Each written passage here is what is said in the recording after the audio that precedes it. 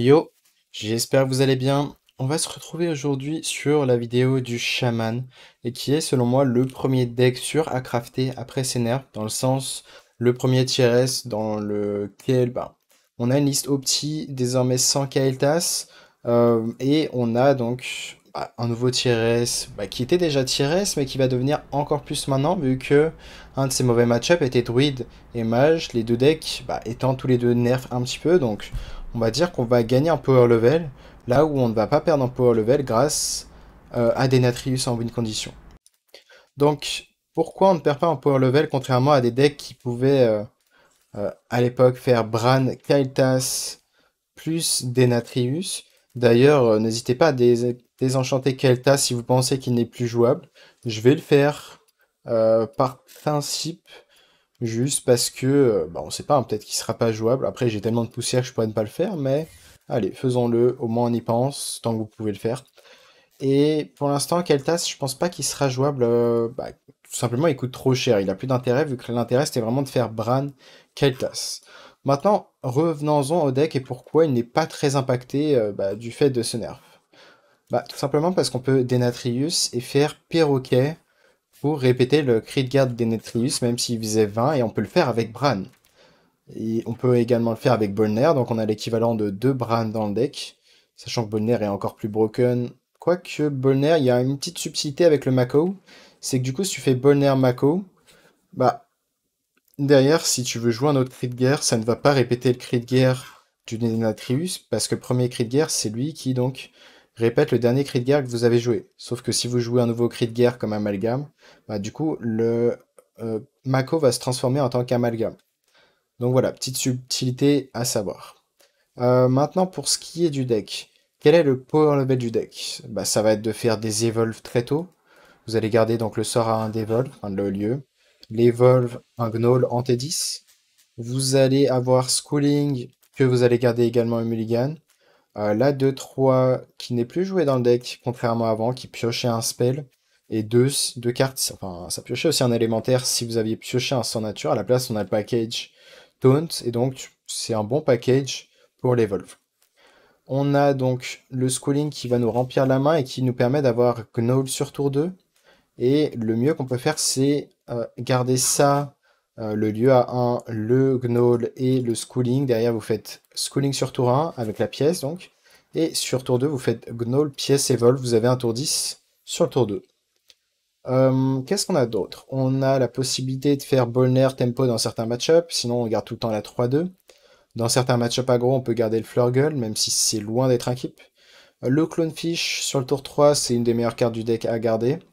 Cookie de Cook contre aggro, on peut l'envisager également, même si voilà, il y a d'autres cartes un peu mieux à Mulligan. Le T4 qui va invoquer une 3-5, ça va être insane si vous avez la T1, le lieu T1 pour l'Evolve. Le School Teacher. School Teacher va également être quelque chose qui rentre à nouveau dans le deck. Donc Mitty la joue actuellement, ça me paraît une très bonne carte maintenant que le body est bien plus correct. Surtout que dessus on peut avoir beaucoup de bonnes cartes qui ne sont pas jouées directement dans le deck, mais pourtant on a des cartes comme celle-ci. Transforme un serviteur allié en un serviteur qui coûte 2 de plus. Bon, on n'aura pas la possibilité de faire l'effet Infuse, mais du coup ça fait un petit Evolve. On peut avoir un Evolve pour 1 de mana. On peut avoir encore mieux le Devolve et l'Evolve de tous les serviteurs alliés cette fois-ci. Du Lifesteal, du Freeze de board, de la Draw, des Taunts, du Boost. Avec Bonner, c'est insane d'avoir le Boost, tu peux juste gagner comme ça. Bioluminescence, même si on n'a pas de spell damage, donc en l'occurrence ça va être nul, mais en cas d'un Shaman spell damage. Ceci est du burst. Le portail peut faire un peu des AOE en plus de mettre du board. Frostbite peut être tech certaines fois, et ça peut faire office d'AOE. On a ça qui peut gérer une créature, ça pour nous soigner, de la draw, et en plus de ça du freeze, du dredge. On voit que globalement le pool de cartes est fine. C'est juste qu'on la jouait pas quand c'était une 4-3 parce que le body était trop faible. 4-4, ça ne meurt pas sur le gnoll du voleur, les cartes qui infligent 3, il y en a pas mal. Donc c'est quand même bien que ça ne meurt pas, donc c'est pour ça qu'on la rejoue en fait.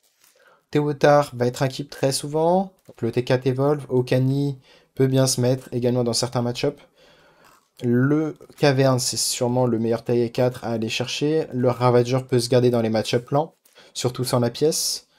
Et on voit qu'on n'a pas de T6 parce que c'est le seul T6 qu'elle tasse avant. On a Glug, on a Brucan en tour 8, on a le Dévoreur, on en joue un seul dans cette liste, mais on peut en envisager deux si on s'attend à beaucoup de druides, parce que la carte est tech. Et on a le T5 qui est là pour piocher beaucoup. On l'a en deux fois.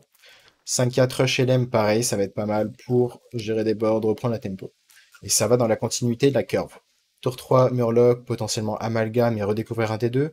Tour 4, Caverne, ou bien ça en ayant de quoi l'évolve le T1, et ensuite vous faites T5, 5-4, vous avez moyen de faire une curve assez insane, c'est ce qui rend le deck très fort. On va maintenant se retrouver en game, à top et jambes. On va commencer par un Mirror. Un Mirror, on préfère avoir la pièce, on l'a pas ici. Est-ce qu'on garde le Ravager? Je pense que c'est un peu lent, donc ici on va juste garder Schooling, tenter d'avoir le Gnoll et le lieu à 1. On a une très bonne main au passage. Il nous manque du follow-up, mais le fait d'avoir ce genre de main, ça veut dire que le lieu devient une très bonne draw. L'amalgame devient une très bonne draw. Donc on a une petite sortie quand même. On peut double Piranha sur tour 2 en plus. School Teacher, on va tenter de découvrir un Evolve. Peut-être qu'on va le faire sur 4 au lieu de ça. À voir. Parce que la 3-5 meurt. Oh, ok. Le problème de la 3-5, c'est qu'elle meurt sur la 5-4 rush. Si l'adversaire peut en plus l'Evolve, c'est très problématique. On va augmenter le son du jeu, au passage.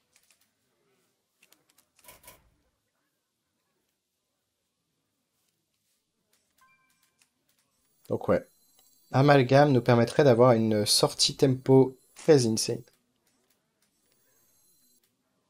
J'ai pas compté le nombre de serviteurs, je le fais souvent quand j'ai envie de jouer School Teacher pour voir vraiment à quel point le pool de sort à 3 est fort.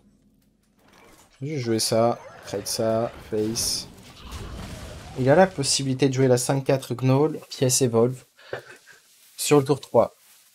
Parce qu'il n'a pas eu de schooling sur 1.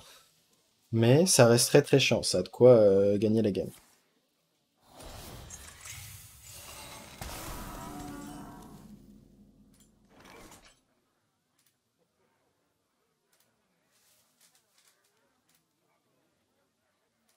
Et maintenant, on va réfléchir s'il peut jouer le Gnoll, s'il l'a en main.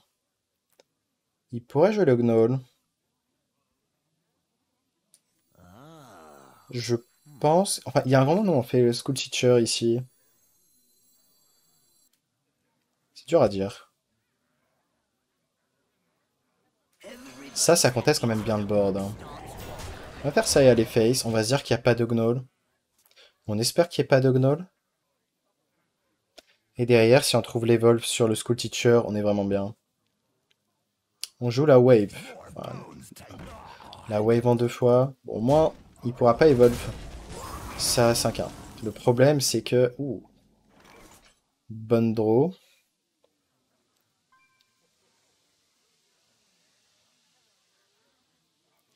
Bonne draw parce que du coup, on va drop ça. Evolve ça. Donc je pense qu'on va même commencer par piocher une carte. On va jouer ça dans le tour.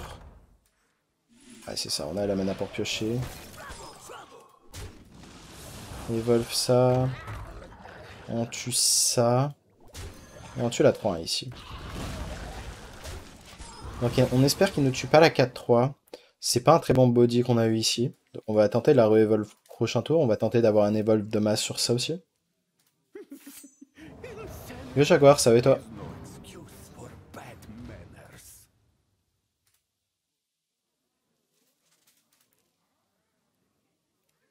Il nous a volé le T7, ce qui est chiant. Mais du coup, ça c'est pas si mal pour nous. On va commencer par faire ça. Voir ce qu'on a. Finlay peut être pas mal avec Schooling au passage.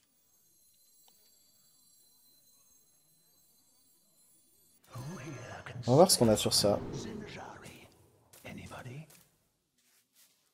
C'est pas insane. C'est même loin d'être bien. Et on peut se dire on garde ça. On va évoluer la 4-3 ici. C'est un taunt.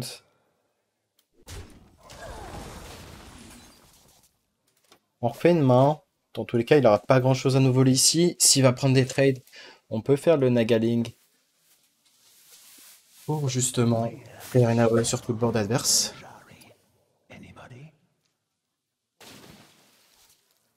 À voir si on veut commencer par Finlay ou pas.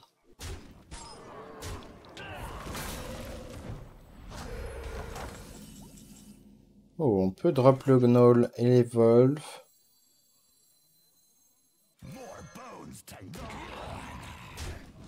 Je pense que du coup on va économiser le Nagaling ici. Et on va même... Finlay. Je préfère faire ça que juste jouer des cartes ici, prendre des trades. Je préfère la value. Oh.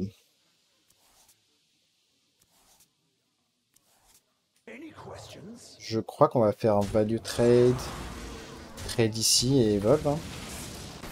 Ça fait un board quand même plus résilient. On prend le trade ici. Après, vous lancez un Frost Spell, invoque une 1-1 élémentaire. Qui freeze. On n'a pas de Frost Spell dans le deck, c'est dommage. J'aimerais connaître ton avis sur le patch. Bah écoute, je viens d'up une vidéo il n'y a pas longtemps. Mais en gros, l'idée des nerfs, c'est... Pour moi, il n'y a pas eu de nerf, enfin pas eu de up sur guerrier et paladin. Pourquoi? Parce que ils estiment que les nerfs qu'ils ont fait, je pense, sont suffisamment forts. Et déjà, ils veulent voir à quel point les decks tier S sont moins joués. Peut-être qu'on va avoir donc plus de place pour guerrier et paladin. Même si je pense qu'il va falloir quelques up encore. On va voir.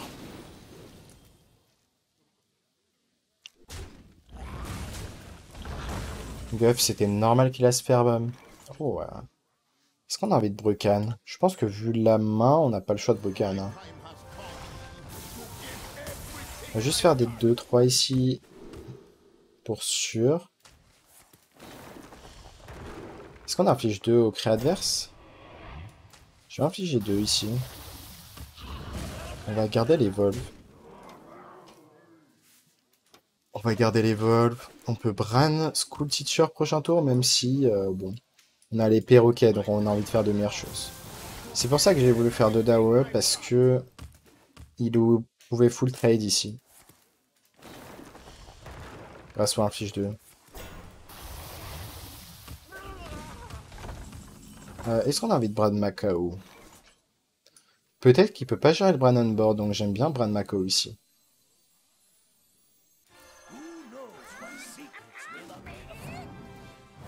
Ça ne va de pas avoir un full board ici.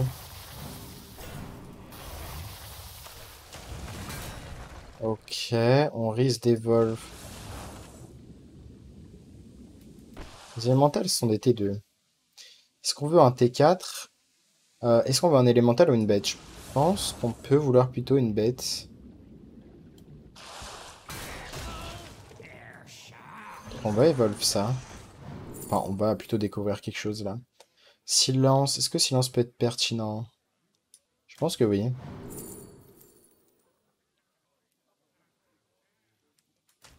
Prendre cette bête. Et enfin, est-ce qu'on a envie d'évolve quelque chose ici? Je pense pas. On a quand même un board. Le silence va servir parce qu'il nous a volé Glog.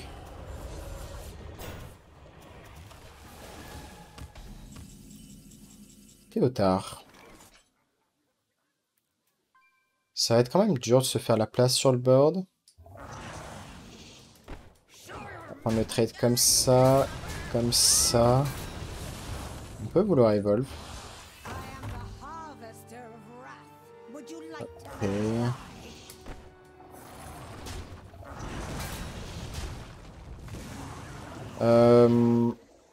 Est-ce qu'on lui donne cette carte? Je pense qu'on va d'abord faire ça.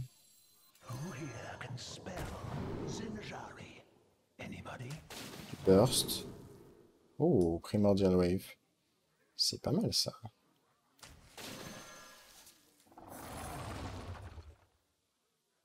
C'est pas mal parce qu'on va le faire tout de suite.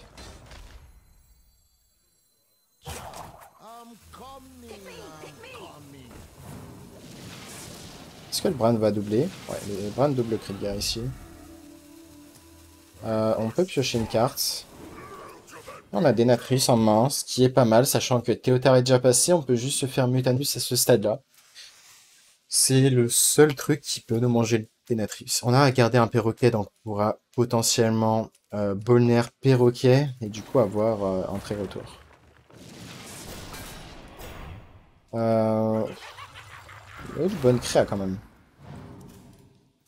Je pense qu'il aurait dû piocher first pour avoir un T6.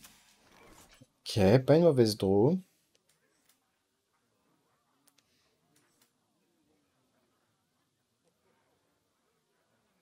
On va avoir un totem en plus. Est-ce que ça va nous servir? Je pense pas.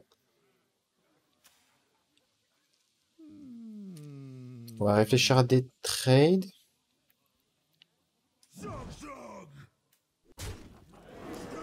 On va prendre ce trade pour sûr. Question c'est, est-ce qu'on a envie de jouer quelque chose? Je pense qu'on va quand même jouer quelque chose. Du genre Théotard.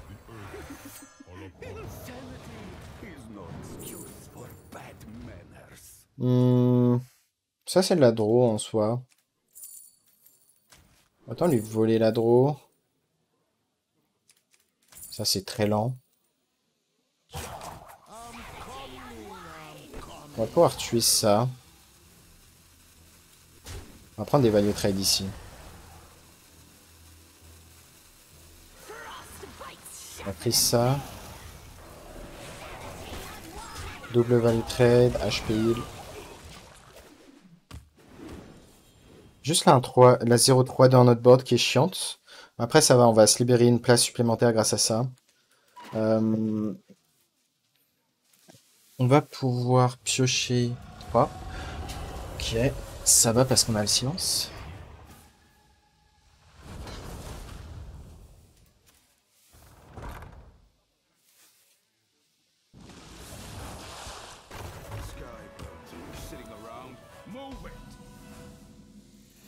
C'est très chiant qu'il pioche ici.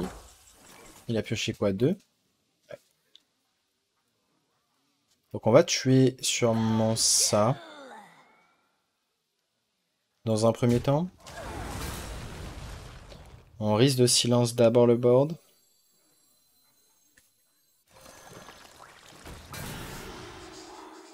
Est-ce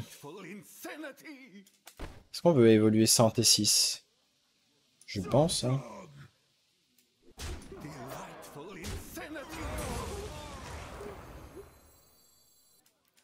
On peut commencer par Evolve.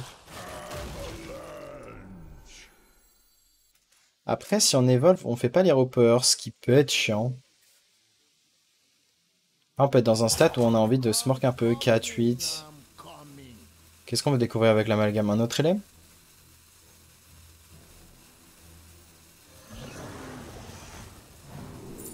Oh, Samba. Samba value un peu les dégâts ici. Genre on le met un peu bas. On en profite pour smork. Rionervax. On attend que le Denatrius s'améliore, on risque de piocher prochain tour. À choisir, quand on peut faire de la tempo, on préfère faire la tempo du smork que de la value en fait. Justement, si on veut que la partie se finisse vite.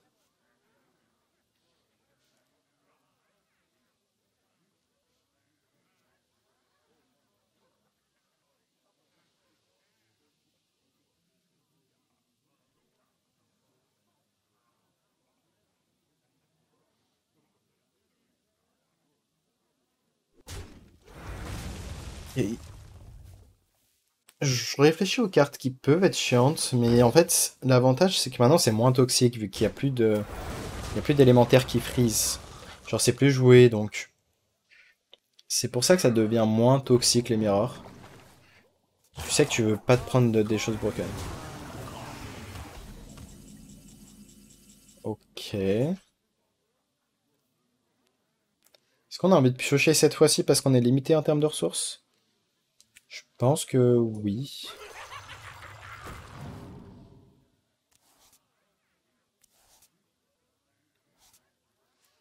pas mal de Murloc en main.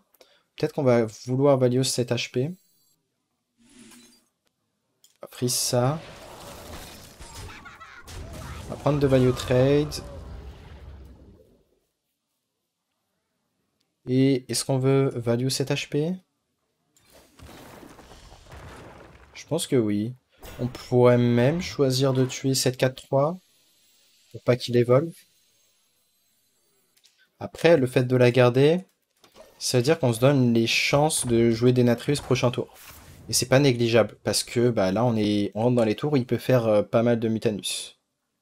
Du coup, si on surcharge, on n'aurait pas pu jouer Denatrius prochain tour. Donc c'est important de se donner le shot de pouvoir le jouer. On attend de piocher Bolner avant d'envisager de faire Denatrius, si possible. Sauf s'il commence à Mutanus, là on va quand même considérer Denatrius. Ok, il peut pas Mutanus encore, il a peut-être pas en main. Les Murlocs qu'il a pioché en tout cas c'était pas un Mutanus.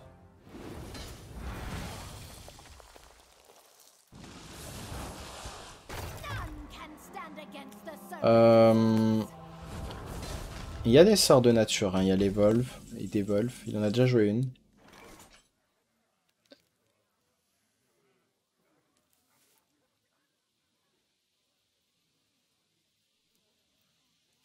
On n'a pas l'étal, hein, même si on tue, si on tue tout, on a 19.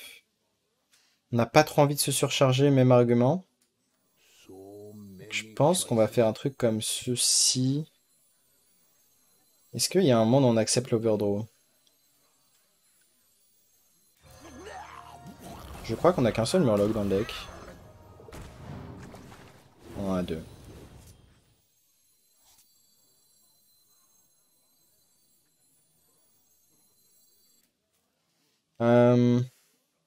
Est-ce qu'on veut value cette Hero Power? Il y a un monde où on se dit on fait dans tous les cas pas Denatrius prochain tour. Ce qui me choquerait pas. Pour value les dégâts qu'on va rentrer là. J'aime bien. Tant pis. Parce qu'en fait on se moque tellement que dans tous les cas il aura pas la tempo de faire du Mutanus prochain tour. De toute façon on a la lecture qu'il a pas l'air d'y avoir. Donc a priori on est fine.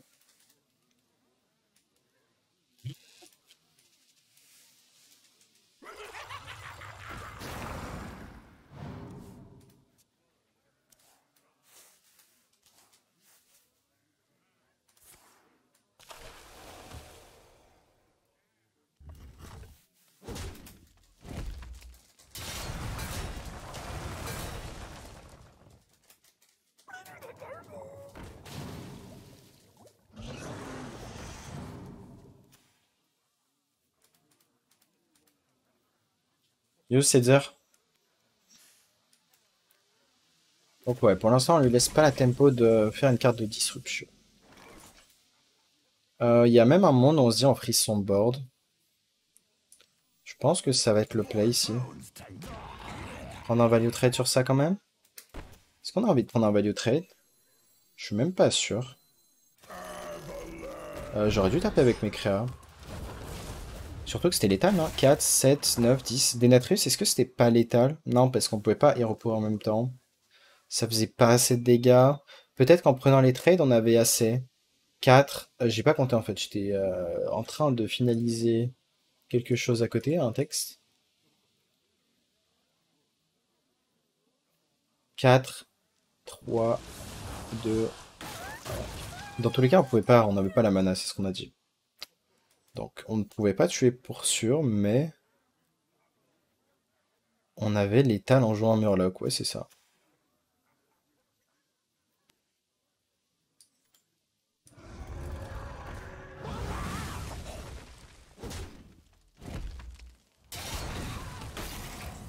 Dans tous les cas, on a un Denatrius vraiment gros.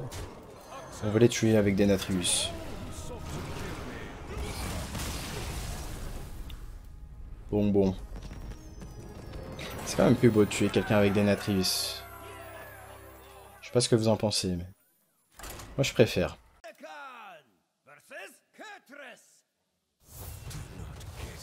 On est contre DH. DH, j'aurais tendance à dire qu'on a le match-up parce que globalement on va être plus rapide. On va pas garder Bolner parce que Bolner c'est un peu trop ambitieux, on préfère le jouer plus tard. Les games peuvent durer longtemps, comme pas longtemps si on curve. J'ai déjà gagné des DH tour 5.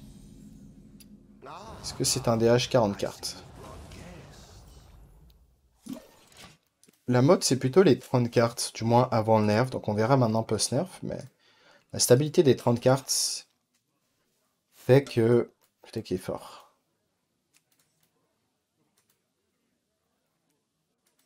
On a la caverne sur tour 4, ce qui nous manque c'est au moins un tour 3. C'est rare d'avoir un tour 2 jouable hein, dans un deck 40 cartes. Ok, c'est un voleur. Voleur, le match-up reste correct. Je crois que j'étais un truc comme 4-0. On va regarder ça, mais avant nerf d'Edwin, j'étais à 4-0 contre voleur. C'est ça. J'ai pas perdu le match-up encore. Mage squelette, c'est toujours jouable. Je jouerai le deck pour essayer de voir. Bah, il y a quand même des match-ups où tu resteras devant, mais il y a des match-ups complexes, notamment contre Red Cat. Je pense que il y a moyen que ça devienne un 50-50 quasiment. C'est dommage de ne pas avoir eu de T3 jouable. Là, on se rapprochait quand même de beaucoup de cartes jouables, une dizaine environ. On va caverne sur 4. Les Devolve peuvent faire la différence contre Edwin, mais pas contre les camouflés.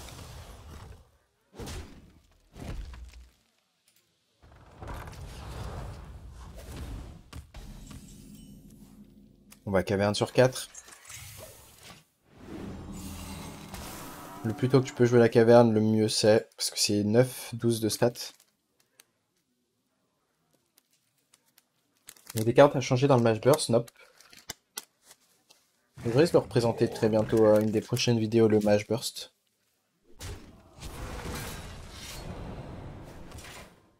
Comment on gagne ce match-up? Bah la tempo des cartes que tu as, les evolves, la possibilité de freeze, de faire des tours de tempo pour pas cher.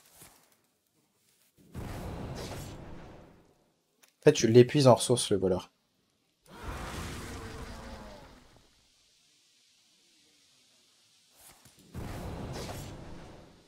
S'il a qu'une seule gravière, ça va en soi. Parce que regardez, en fait là, on pourrait se dire ouais c'est bien, il a commencé à reprendre le board, sauf qu'on fait ça. Son héros est prise, il peut pas prendre de trade grâce à son héros. On a une autre 3-4, et là juste avec une seule carte, on a repris son tour de tempo. En plus d'avoir les waves, si il a envisagé de ne pas... Oh, on va piocher 3 en plus avec ça. Donc à un moment où on fait School Teacher également, on peut avoir du freeze, on peut avoir de l'evolve. Ok, est-ce qu'il va tuer la 3 ici?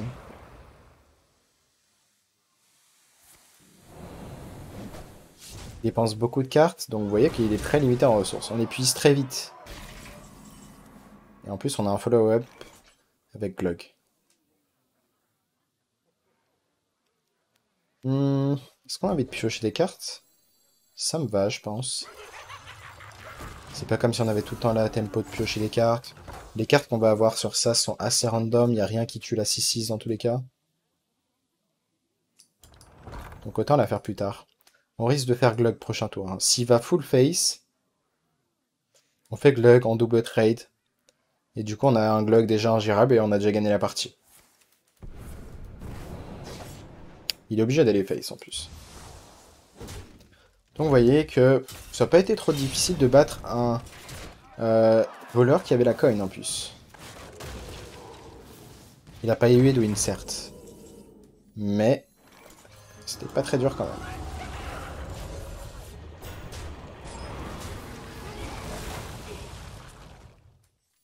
Là c'est vraiment... ouais, c'était assez chill. On n'a rien fait tour 2, tour 3 pourtant, mais ça s'est bien passé. De toute façon c'est pas un tir reste pour rien, hein. Il s'est pas fait impacter. Est-ce qu'on School Teacher?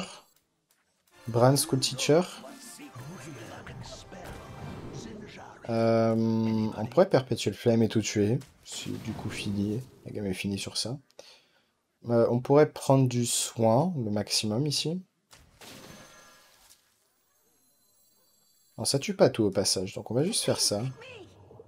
Et se soigner de 10.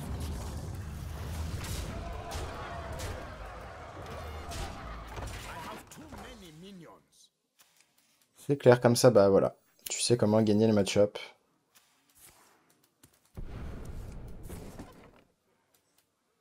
C'est juste que, ouais, naturellement, t'as tellement de ressources que Shaman, c'est très dur à battre, hein. T'as un sort à 4 qui fait 9-12 de stats, faut vraiment le voir comme ça. T'as la possibilité de faire un Gnoll Evolve qui fait que t'as un T10. Voleur ne peut pas se permettre de le gérer, sachant que t'as 40 PV en plus. C'est vraiment énormément de ressources. C'est un tout qui fait que Voleur peut pas faire grand-chose.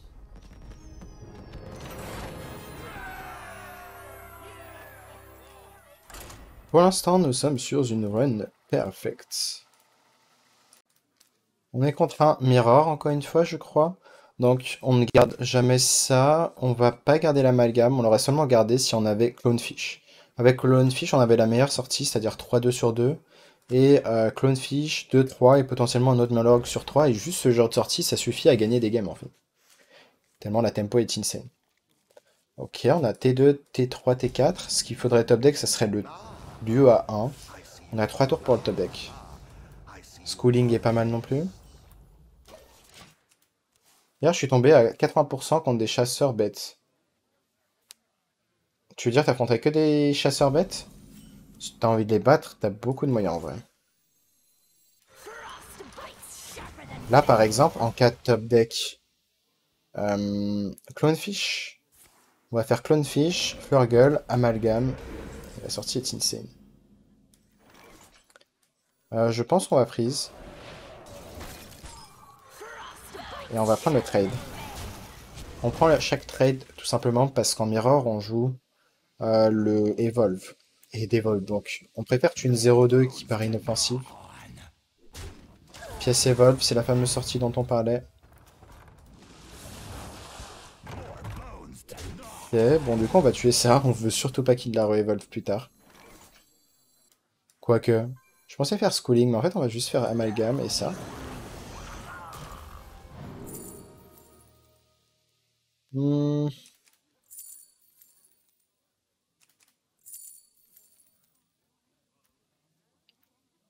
on pourrait vouloir ça, vu que c'est un cri de guerre pas trop cher. Sinon, le Dredge peut être intéressant, mais ça me paraît un peu cher. On préfère prendre le cri de guerre pas cher pour synergiser avec le Bonner.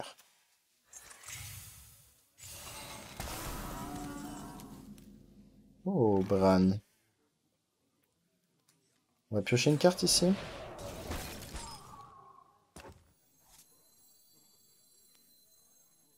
On va jouer ça.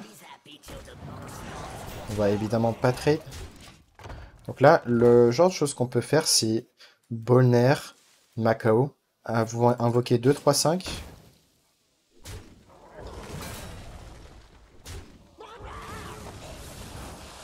La sortie tempo qu'il nous fait est... Ah, en plus, il a un rush, dommage. On perd sûrement sur le rush. En fait, la sortie tempo qu'il nous fait est insane. Pourquoi? Parce que, en fait, il y a eu le paramètre, il a la pièce. Il y a eu le paramètre 5-4 de nos pièces Evolve et avoir un T10. Bon, certes, il a le rôle de T10, mais le lieu reste en place, il peut être réactivé, comme là. Et il y a le paramètre caverne. Le paramètre T5 que je vous disais qui va dans la continuité de la curve. Donc pour l'instant, là, on n'est vraiment pas si bien. On va réfléchir à comment on pourrait faire en termes de dégâts. 3, 2 et 1 quelque part, mais ça me paraît un peu lent. Je pense qu'on va faire Bolner, Mako et Evolve un T4, tenter d'aéroll une 5-12 par exemple.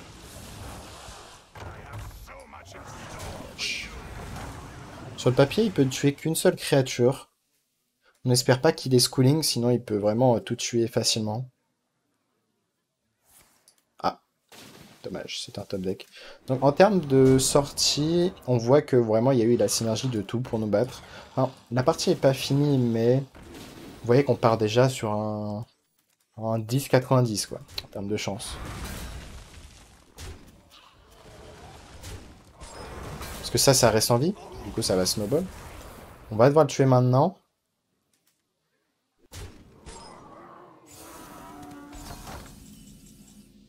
Est-ce qu'on a envie de faire ça maintenant? Bah, peut-être pas le choix, hein. Donc c'est pas grave, hein, la 3-2 va encore piocher, mais si on fait pas ça, on joue trop de manière sous-opti. Dans tous les cas, il peut pas trop prendre de value trade avec ses créas. Donc le glug n'est peut-être pas géré, on prend le seul winning play ici. J'imagine qu'il va tenter d'évolve ce T3 en T4. Ou il pourrait, ouais, juste avoir la wave. Ok, les cartes qu'on a eues sont pas si mal.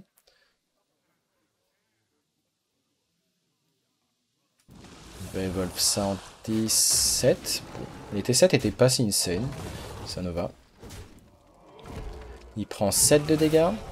Oh, on est peut-être back dans la partie, hein. On est peut-être back. De retour. Oh, est-ce que le fait d'avoir Mutanus va changer quelque chose? Ou est-ce qu'on n'a pas envie de juste Bran et piocher? Je pense que Bran et piocher, ça me paraît bien. Est-ce qu'on a vraiment besoin de Bran? Est-ce qu'il y a quelque chose avec Bran qui sera meilleur? Je pense pas. Je pense que c'est trop fort de piocher là. On a pioché Denatrius comme ça en plus. On va evolve ça. Oh, est-ce qu'on a fait une erreur de positionnement? On aurait dû tourner autour. Par défaut, oui, on aurait pu rentrer énormément de dégâts. Est-ce qu'on tue le T7 pour pas qu'il évolue en T8? Ouais, tant pis pour le burst, mais je veux pas qu'il reprenne l'ascendant. On a pris l'ascendant en termes de value, donc je préfère largement faire ça. C'est trade. Donc ouais, le positionnement, on va dire en réfléchissant un peu plus, peut-être qu'en tournoi j'aurais un peu pensé au pool de T8, mais... enfin au T6. Ça fait plaisir de revoir du chaman? Ouais, bah ça aurait de devenir un TRS. Bon, c'était déjà un TRS. C'est pour moi la valeur sûre à crafter, quoi. Genre, il n'y a aucun deck qui peut vraiment target le deck. Bah, par exemple, druide et mage, ils avaient un avantage contre le deck, mais vu qu'ils sont nerfs, bah maintenant, ça va à la limite être ouais, trop fort. En fait. Alors, que faisons-nous?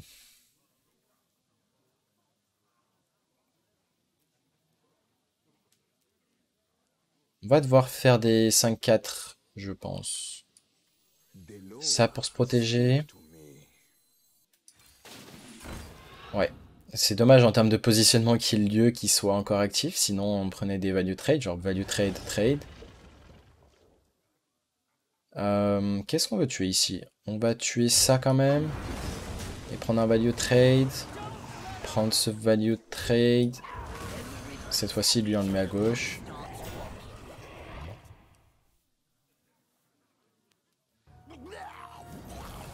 Donc on veut vraiment booster le Denatrius aux hormones.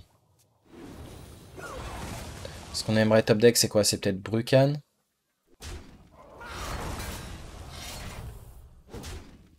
Est-ce qu'il y a un moment où on veut Mutanus prochain tour? Je pense pas qu'on ait la tempo de Mutanus.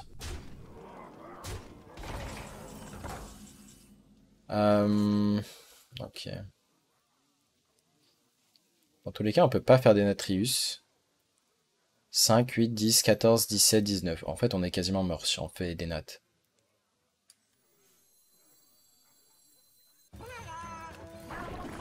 On va faire ça.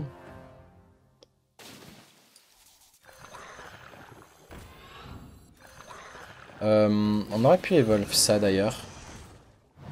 Enfin, découvrir quelque chose. Oh, Murloca est pas mal. Est-ce qu'on veut evolve un T3 maintenant?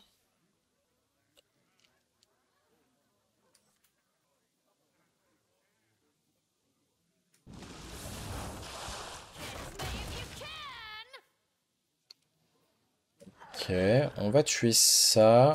Et il y a beaucoup de Murlocs dans sa main, donc je préfère tuer ça.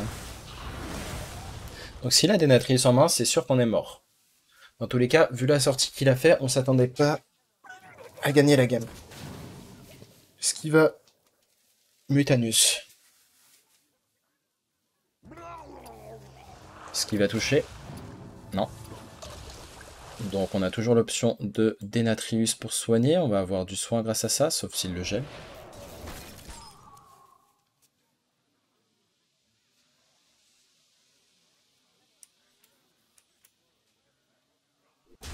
Pas tuer la 4-6?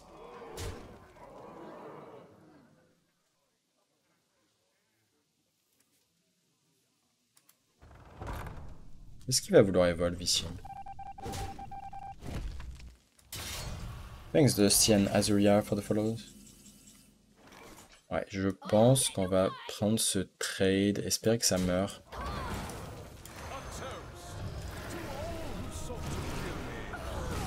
Ah, ça n'est pas mort. Est-ce qu'on veut jouer ça? On peut le jouer. C'est du lifesteal. Ce n'est pas un cri de guerre, donc pour l'instant, Mako va répéter le cri de guerre des Natrius. Donc ça va faire combien? 18 de dégâts, donc ça va full clear un board. Donc le seul espoir qu'on avait ici à ce stade, c'est qu'il n'avait pas des Natrius en main. Pour l'instant, ça a l'air vérifié. On va reprendre la tempo. Là, il espère pouvoir nous tuer assez vite.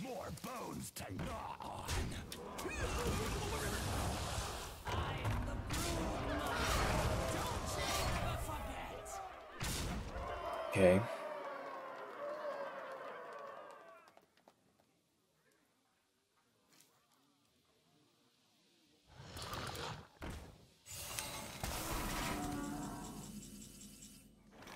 Ok, on va pré-shot ça. Est-ce qu'il y a un moment de pré-shot ça?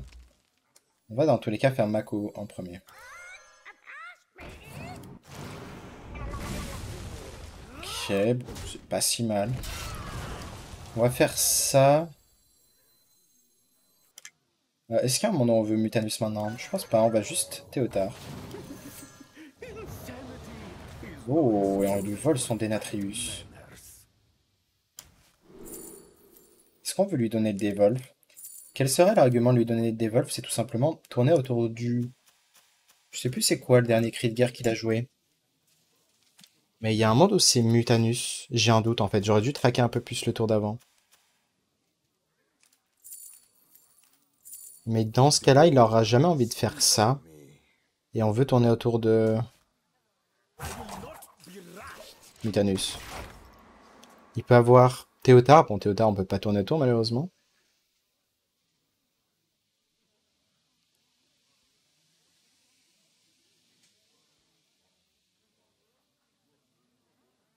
Après, il y a quand même un board à gérer. Passage. Ouh. Ce qui est bien avec cet Onyxia, c'est qu'à la fin de notre tour, on a des 1-1. À la fin de chaque tour, bah, si vous avez de la place, vous allez avoir des 1-1. Donc Mutanus... Non, c'est pas Mutanus. Ok. Là, on a des Natrius. Accès à des Natrius qu'on risque de jouer prochain tour.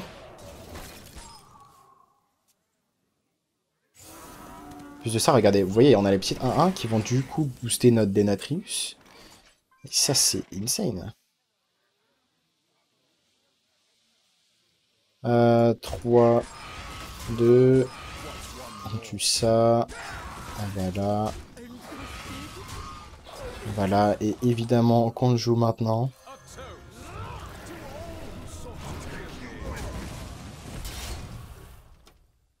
On va avoir des 1-1, ça sert à rien de jouer ça.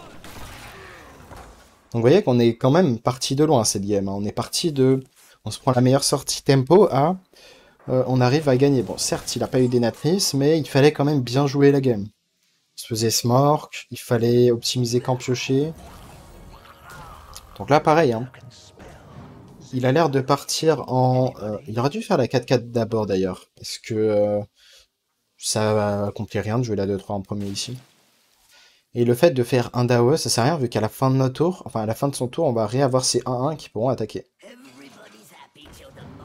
Est-ce qu'il va avoir un Devolve?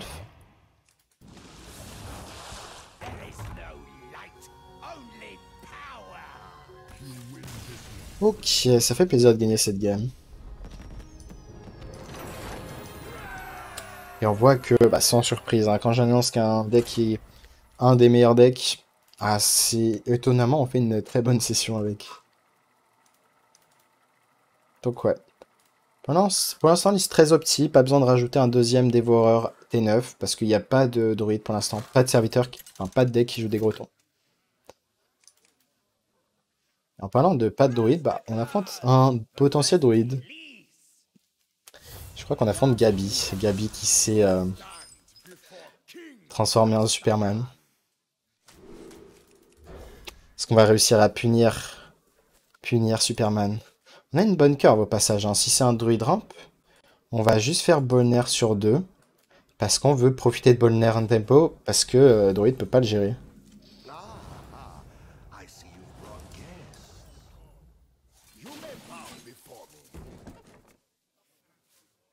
On risque de Bolner sur 2, ça sur 3.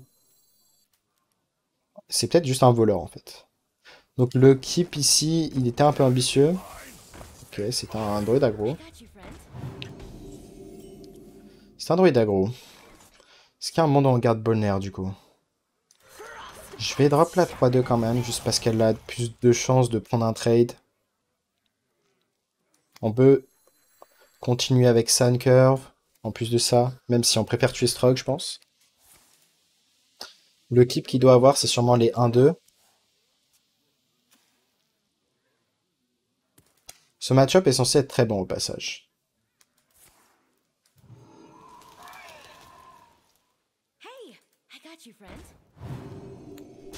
Ok. Il est temps de prendre des trades. Derrière, on a un bon follow-up. On va prendre un trade comme ça. Trade ça. Trade ça. On lui laisse très peu de créatures. Et on voit qu'on a la follow-up. Le follow-up des nuts. Hein. On n'a pas encore de Murloc en main, c'est dommage. Parce que là, avec un Murloc, c'était la fin. En cas de top deck amalgame, on n'est pas trop mal. Hein. Est-ce qu'il y a un composting? C'est peut-être un all-in qui peut passer. On va tuer la 3-2. Mais là, on voit qu'on a quand même beaucoup de PV pour tanker. C'est l'avantage des 40 PV. Là, on va juste faire ça. Tuer ça pour s'assurer qu'il ne pioche pas. Tuer un gnoll ici. Et on voit qu'on conteste quand même un peu le board. Il doit top deck un buff maintenant. Il n'y a pas top deck de buff. Ça me paraît perdu. Surtout si en top deck amalgame, là, c'est chez Kemat. On doit espérer.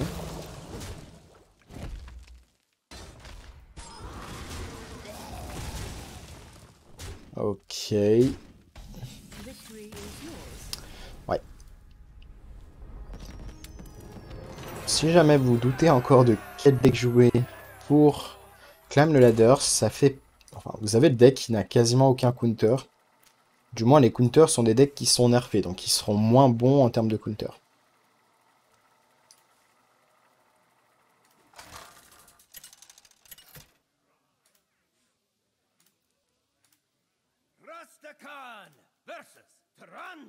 Prêtre combo, c'est un bon match-up. Prêtre cochon, c'est un bon 50-50. Voire derrière pour prêtre cochon, donc c'est un bon match-up pour vous. Même si je pense qu'à votre elo, vous en croisez pas. On va tout renvoyer ici. Ouais, prêtre cochon, c'est très dur à battre en termes de... Enfin, dans ce match-up. Au final, on n'est pas si mécontent d'avoir le Renatal, hein, parce que la curve T2, T3, T4, ça nous va. Prêtre quête, par contre... Ok, c'est pas un prêtre quête, mais prêtre quête, ça a de quoi être un bon 50-50 minimum. C'est bien un prêtre cochon. Je sais quoi jouer maintenant. Bah voilà. C'est dommage d'avoir pioché Schooling maintenant. On aurait eu une curve vraiment insane hein, si on avait eu avant. On va faire ça tour 3, on va faire ça tour 4. On risque de ne jamais taper Face pour pas lui donner de Xyrella. J'ai fait 29-5 avec les nerfs. Ok, donc là il vient de dire concrètement... J'accepte de perdre la partie sur le dévolve. Parce qu'on a le sort à 3 qui dévolve dans le deck.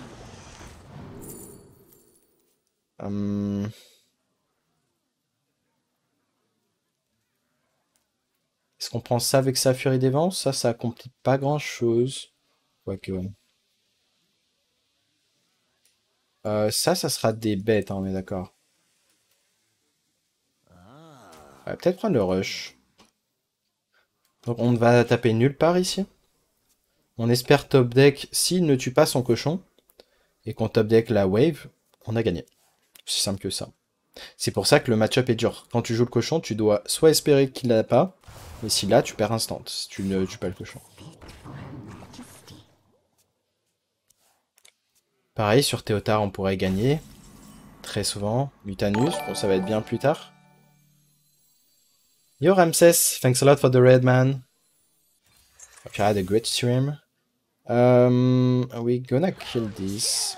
Probably. And stay like this, yeah. So I'm doing a YouTube video on French for now. On the probably one of the best deck actually. Then I will swap to full English.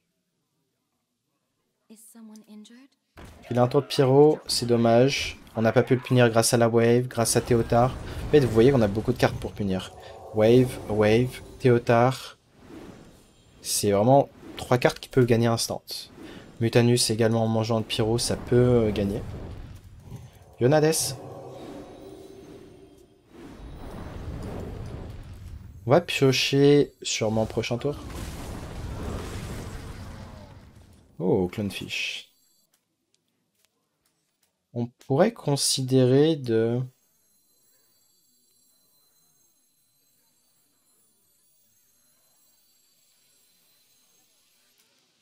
Vas-y, on fait ça.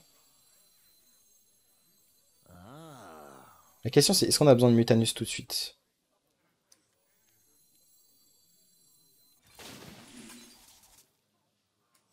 Je pense qu'on doit déjà tuer Spyro, avant toute chose.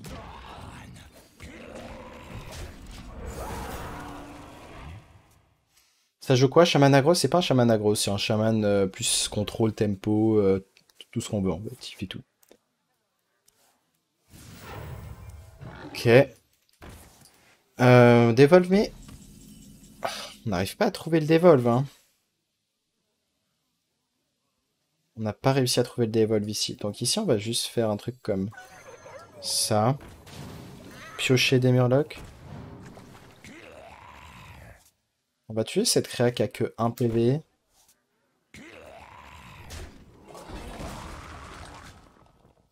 Et faire ça pour ne pas overdraw. On lui donne pas d'accès à Xyrella. On a une place sur le board. Pourquoi on a tué la 5-1? Parce qu'on veut une place sur le board pour jouer Mutanus. On espère top deck les Mako pour répéter le Mutanus. On a de quoi vraiment le ralentir hein, si on trouve... si on mange le Pyro ici. Manger un Maiden peut le ralentir un petit peu. Si on mange Xyrella, on va aller face. Lyric. Dommage. Il fallait manger une créa clé, à savoir un Maiden. Même la Valish lui permettait de pas cheat en mana. On sait qu'il a Xyrella en main, donc on va pas taper. C'est sûrement une erreur de pas taper, mais le truc c'est si on tape, on lui donne une Xyrella facile et c'est là. Dans tous les cas, on a pioché 14 cartes. On n'a pas réussi à avoir les 3 cartes de Disruption, ou même le Mako pour répéter là maintenant.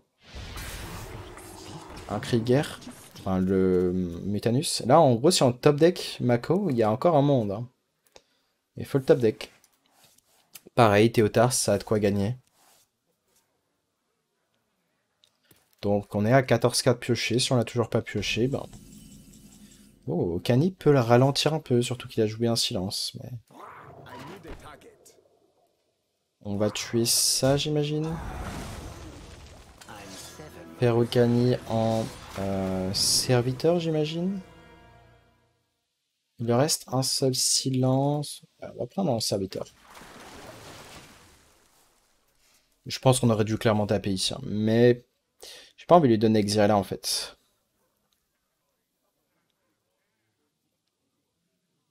J'ai envie de forcer le dernier silence. Derrière, peut-être qu'on aura un board assez résilient, je sais pas. Le seul out ici, c'est de trouver en fait Théotard, pour pouvoir le jouer.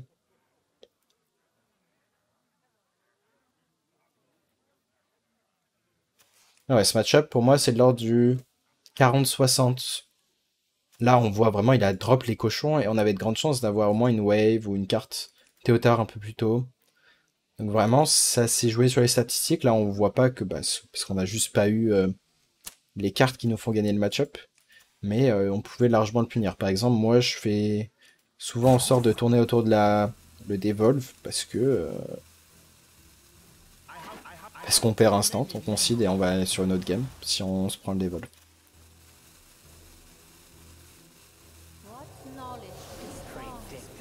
Ok.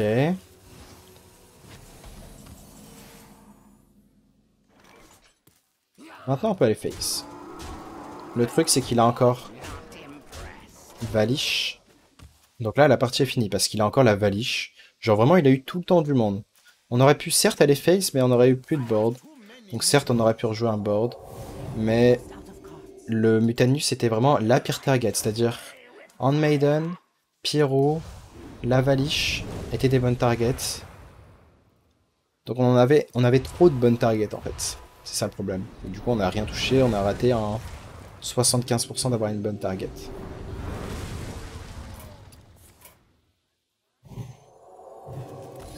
Je peux prendre ici. Dommage.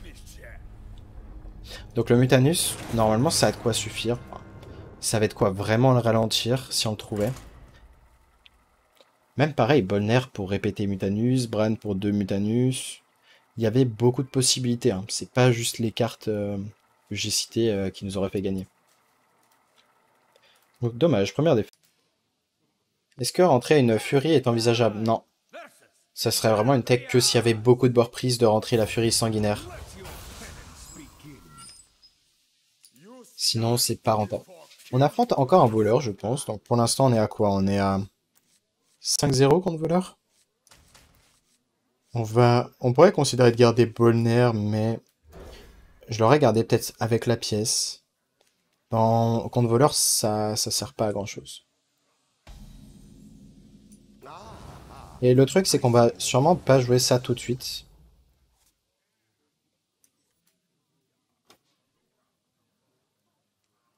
Pourquoi on ne va pas jouer ça tout de suite?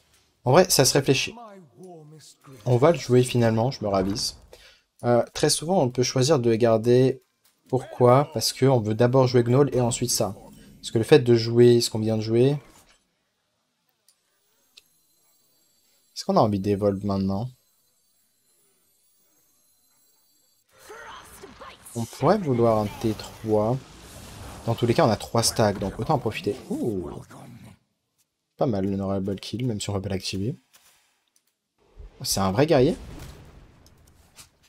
Un vrai guerrier, pourquoi pas? Je m'attendais pas. On va juste Hero Power, du coup on va la jouer un peu plus lente. On pourrait même freeze ça. Pour vraiment accélérer la pioche. On a une bonne curve, on a caverne. On va pouvoir ensuite Gnoll sur le tour 5 et l'Evolve.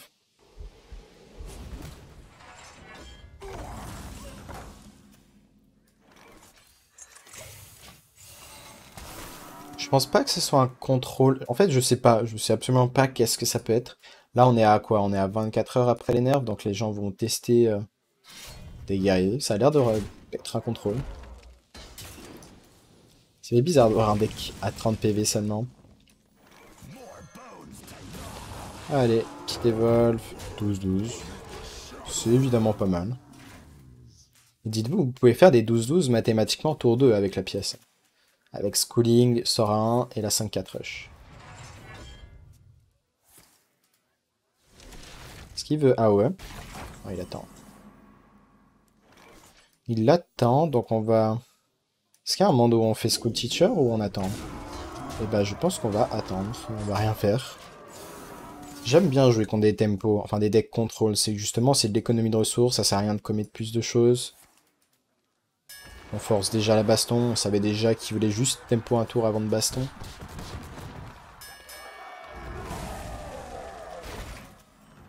En plus, on pouvait gagner si la 12-12 restait en vie, c'était genre fini. Du coup, là, on va Bran... Enfin, on réfléchit.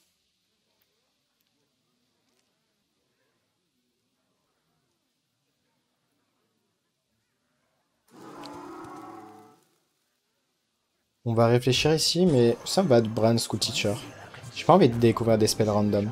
Là, on va prendre le buff qui est vraiment pas mal, même si l'Evolve pourrait très clairement se considérer, parce qu'avec Bolner, Après, bon, si Bonner se fait evolve, ça marche plus l'effet. Ok, est-ce qu'on prend du burst? Transforme un serviteur allié en un serviteur qui coûte 2 de plus. C'est le sort dont je parlais. On peut prendre le burst. Est-ce qu'on veut un T5 ici? Non, on va garder pour le gnome.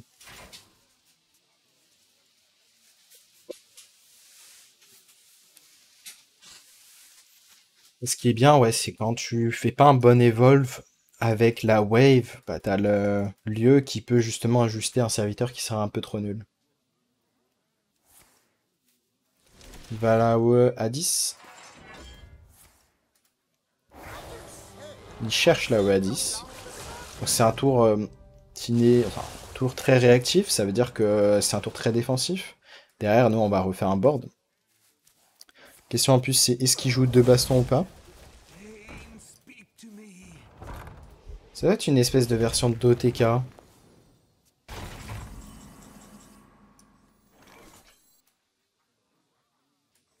Euh,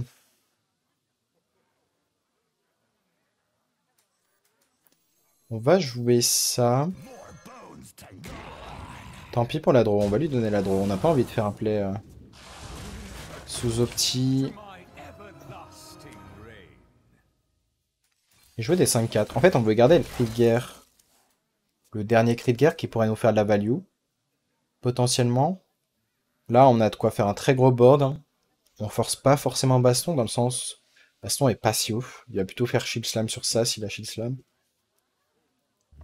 Je pense qu'il va les face, il va faire le héros deuxième Shield Shatter. Il va piocher.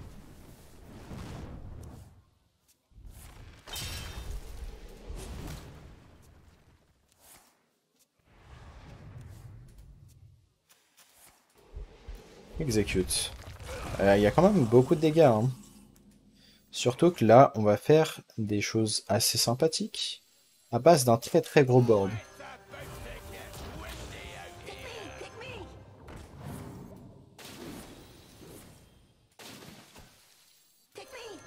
On va faire ça face. Et ça. On aurait dû faire ça. Non, ouais, c'est ça, on aurait dû faire ça avant en fait, my bad. J'ai un peu de chocolat d'or. J'étais en mode, on va jouer le Mako à la fin pour faire 2 fois le buff, mais ça marche pas si on joue d'autres cris de guerre entre temps. On aurait dû jouer ça et ensuite jouer le Mako. On aurait eu un +1/+1 sur tout le monde, en plus. Plutôt que d'infliger 3 bêtements à 29,5. Rokara. Et on voit que là, il peut pas Rokara et AOE à 10 pour tout tuer. L'AOE fait que 4. Oh, attendez. Depuis quand ils l'ont remis à 5? J'ai oublié. Ça avait dû être il y a un moment, ouais, mais j'ai totalement zappé. Et du coup, du fait de notre play, on n'a pas setup l'étal. Là où on aurait sûrement l'étal, dans le cas contraire. Ça a été un nerf 2-3 patchs avant. Ouais, en fait, le deck a tellement pas été joué, la carte a été tellement pas jouée que bah j'en ai oublié. Je suis en mode ça fait que 4 quoi. Donc ouais. Ok. Est-ce que ça va le suffire à gagner? Pas sûr. Après, quand même, hein, le choke peut nous coûter très cher. On est faible en termes de ressources. Un old school teacher. Ladro, on prend. On n'a plus de Bran, plus de Bolner. Le fait de ne pas avoir eu de carte de pioche, le fait de ne pas avoir eu Bolner. Il y a énormément de cartes de pioche, hein, les Gorloks, les T5. On a beaucoup de choses. Le fait de ne pas avoir Denatrice en main pour là avoir un létal maintenant parce qu'on a assez de serviteurs morts. C'est vraiment une succession de paramètres qui fait qu'on peut perdre le match-up. Ça dépend de sa win condition en fait.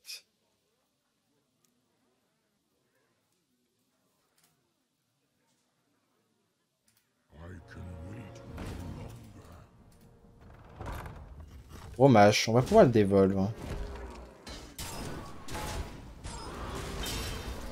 Le dévolve parce qu'il va être très gros. Ouais, je pense que c'est ça sa win condition, hein. C'est vraiment gros mage. On va refaire un board ici. On aurait dû HP first. Oh, tout le rocher, intéressant. Ah, on va HP first.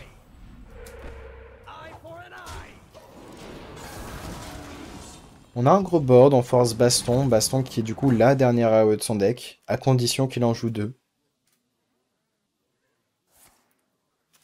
Ah, on est mort parce que c'est un OTK. Ok. Bon, on s'est fait battre par Gaë. Il en fallait beaucoup, hein, parce que à ce stade, Glug, il y avait vraiment moyen que ça nous sauve. Le fait de pas piocher, le fait de pas Dénatrice pour nous soigner, du coup, c'est vraiment une succession de paramètres qui fait que bah, cette game s'est mal passée. Manque de pioche, le principal paramètre.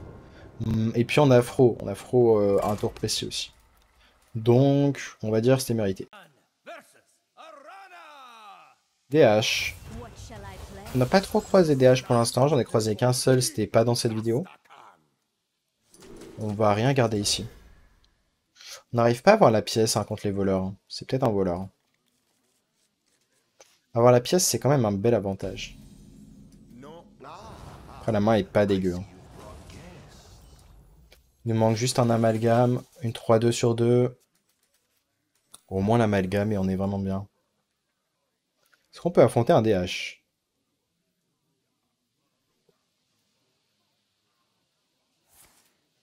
Oh.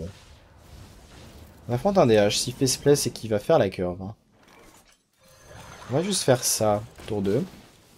Pourquoi on fait pas ça plutôt qu'il y ait une 2-3? Parce qu'on va clonefish 2-3 prochain tour. Ah.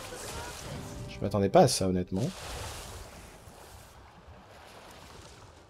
C'est que sa main devait être mauvaise.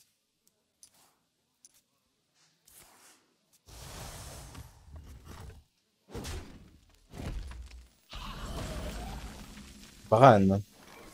Est-ce qu'il y a un monde où on fait tempo Bran parce qu'il n'a pas encore accès à... Alors, je pense pas qu'on va tempo Bran.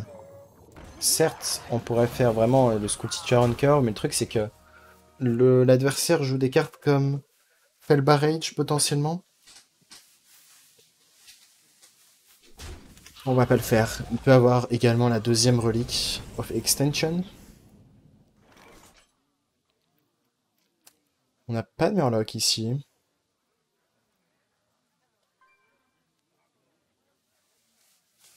Réfléchissons. Réfléchissons parce qu'on pourrait potentiellement juste School Teacher.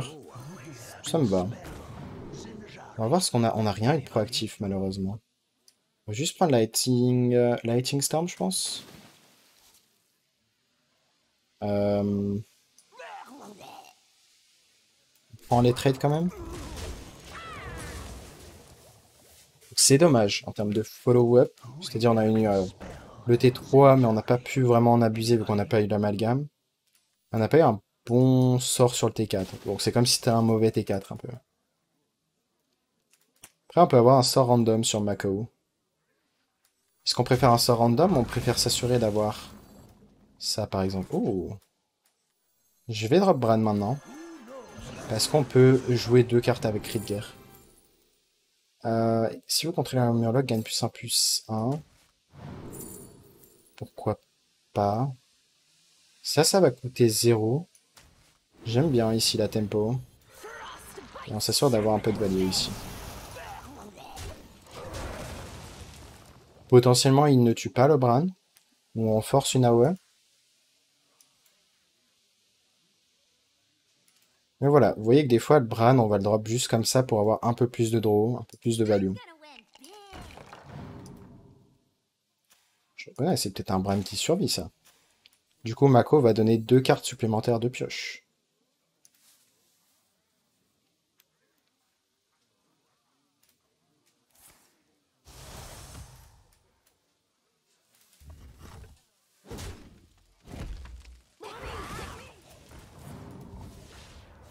Au dodge.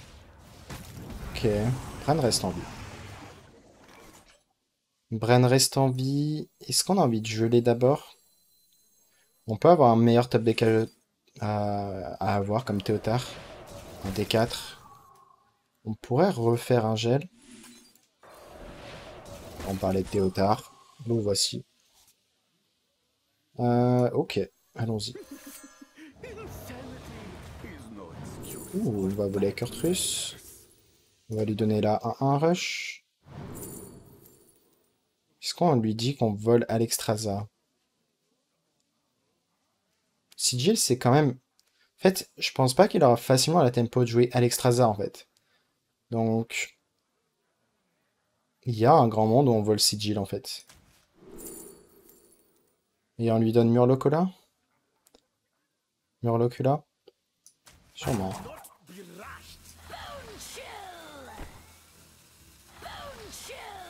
On va face, hein, on va arrêter de trade.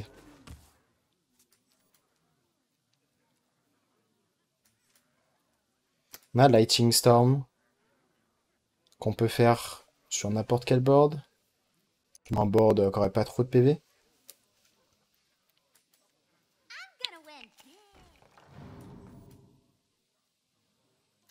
Donc on a l'info de carte dans sa main, il y a Murlocola, Murlocula, Alexstrasza, Chaos Strike, une 1-1.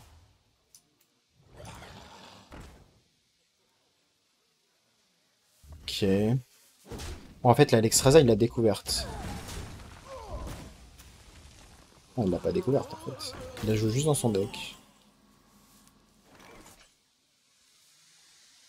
C'est un cri de guerre, hein.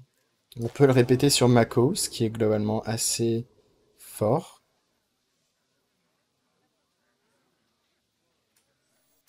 Je pense qu'on va Lightning Storm en premier. Ensuite, on fait ça.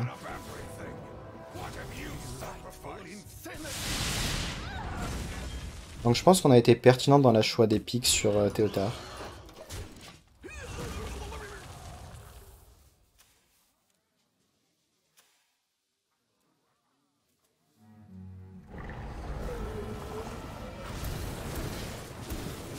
Ok. On peut pas jouer Brucan. Est-ce que c'est grave? 3, 4, 5, 7, 9, 11, 13. On est one-off?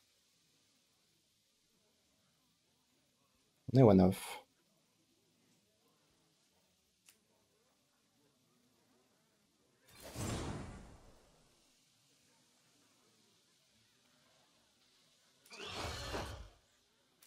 Est-ce qu'on veut quand même prendre des trades? Je pense qu'on perd, on gagne jamais la, enfin, on perd jamais la game si on prend des trades. Du coup, on va face tant que ça et tout tuer en fait. Parce qu'en plus, on peut répéter le cri de guerre. Hop, ensuite de créa. Et je pense qu'on va face quand même avec ça. Je commence mon 4e épisode de Punisher sans toi. Et bah, je suis content que t'aies bon goût au moins. Zimog, qui est une fuse, qui devait être d'ailleurs dans la main. On n'a pas réussi à la découvrir sur Théotard. C'est dommage. Est-ce que ça suffit à le faire gagner? On a 2, 4, 10. Ok. On a peut-être l'étal avec le Macao. Hero Power. On a donc 4, 6, 8. 3 serviteurs qui sont invoqués. Je pense qu'on est one-off.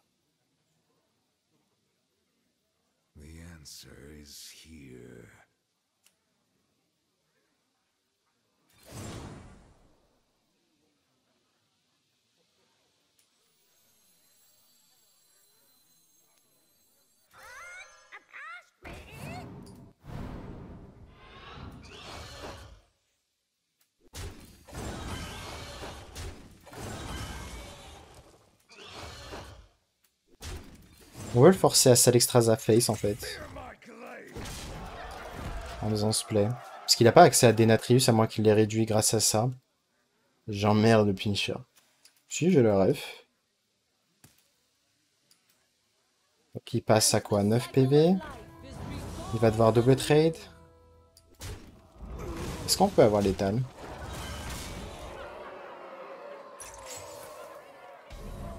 On peut aéro le Hero Power qu'il faut.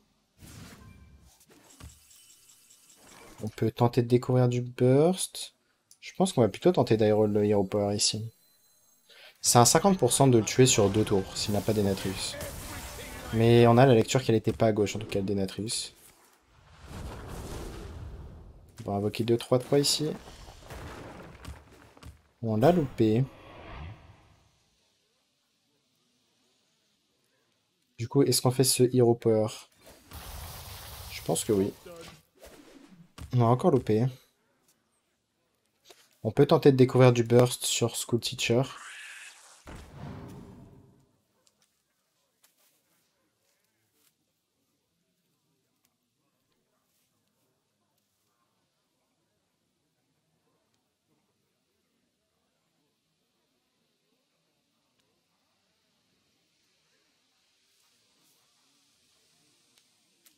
Il y avait également un monde où on faisait un setup létal grâce au Hero Power de Kurtrus.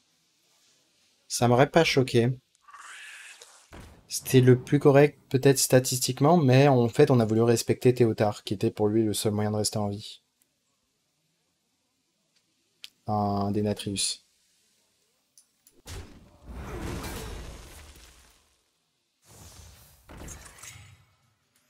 Question c'est est-ce qu'on tente? On peut avoir même une AOE qui est fine, hein. Des cartes qui nous feraient gagner du temps si on n'a pas du burst sur ça.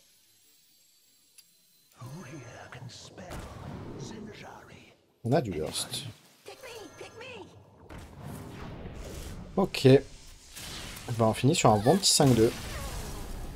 Bon petit 5-2 avec dans le lot un mirror perdu. Non, on n'a pas de mirror perdu, on a été bon. Un board prise qui a été perdu alors que vous êtes devant sur le match-up. Et pareil, Guerrier Control, je pense qu'on est bien devant. Le paramètre des Natrius, le paramètre des Théotards, voler une carte clé. En fait, on a vraiment manqué de beaucoup de choses. Donc pour moi, bah, tous les match-ups qu'on a affrontés, on était plutôt très fine. Ouais, tout en fait. Donc il y a eu des mirrors. Les mirrors, c'était le match-up le plus compliqué. On a réussi à gagner les deux. Donc sur ce, j'espère que vous avez aimé cette vidéo sur un des meilleurs decks actuels. Et je vous dis à très bientôt pour une nouvelle vidéo. Tchuss.